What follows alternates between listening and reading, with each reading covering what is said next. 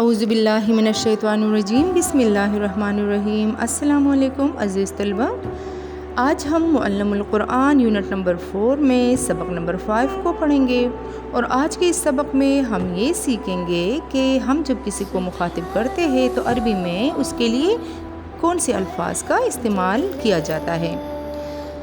تو آئیے اب ہم اپنے سبق کا آغاز کرتے ہیں۔ پیج نمبر 15 کی طرف دیکھیے۔ یوسف ایک نام ہے۔ انتا یوسف، تم یوسف ہو۔ درج ذیل مثالوں پر غور کیجیے۔ مثال نمبر 1، رب رب، انتا رب، تم رب ہو۔ نذیر ڈرانے والا، انتا نذیر، تم ڈرانے والے ہو۔ یوسف، انتا یوسف، تم یوسف ہو۔ عربی زبان میں انتا کا معنی تم یا آپ ہے، اور یہ کسی شخص کو مخاطب کر کے اس کے بارے میں بات کرنے کے لیے استعمال ہوتا ہے۔ ذیل میں آنے والے قرآنی قطعوں میں اس لفظ کا استعمال دیکھیے۔ آنے والے نئے الفاظ کا مطلب سامنے درج ہے۔ انتا نذیر، تم ڈرانے والے ہو۔ انتا یوسف، تم یوسف ہو۔ انتا ہل، تم پڑاؤ کرنے والے ہو۔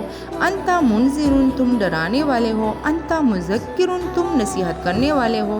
انتا مفتر، تم جھوٹ گڑنے والے ہو۔ اب ہم درج ذیل قرآنی جملوں کا ترجمہ کرتے ہیں۔ انما انتا نذیر، تم تو ایک ڈرانے والے ہو۔ انما انتا مذکر، بے شک آپ تو نصیحت کرنے والے ہو۔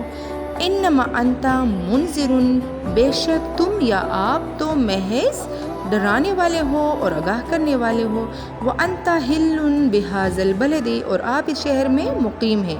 انما انتا نذیر واللہ علی کل شیء وکیل، تم تو محض ڈرانے والے ہو اور اللہ ہر چیز کا حافظ و نگہبان ہے۔